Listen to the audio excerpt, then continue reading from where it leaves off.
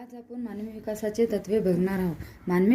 मानवी विकासामध्ये प्रत्येक गोष्टीला अत्यंत महत्त्वाचे स्थान आहे, कारण गर्भावस्थेची सुरुवात झाल्यानंतर मानवी विकास सुरू होतो. या विकासामध्ये गर्भावस्थेपासून तर मृत्यूपर्यंत बालकाच्या सहविकासाचा अभ्यास केला जातो. स्त्री आणि पुरुष यांचा संयोग झाल्यानंतर स्त्रीला गर्भधारणा होते व त्यानंतर बालकाचा विकास होण्यास सुरुवात होते. पुरुषामध्ये शुक्राणू आणि स्त्रियांमधील अंडापेशी यांचा संबंध विकासाशी आलेला दिसून येतो.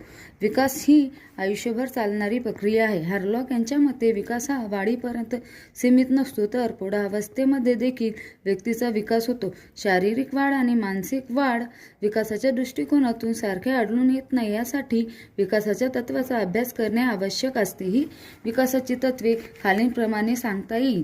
विकासाचा विशिष्ट क्रम आणि दिशा. विकास हा सामान्याकडून विशेषाकडे होतो. विकासाच्या विविध अंगामध्ये परस्पर संबंध दिसून येतात. विकासाच्या गतीमध्ये भिन्नता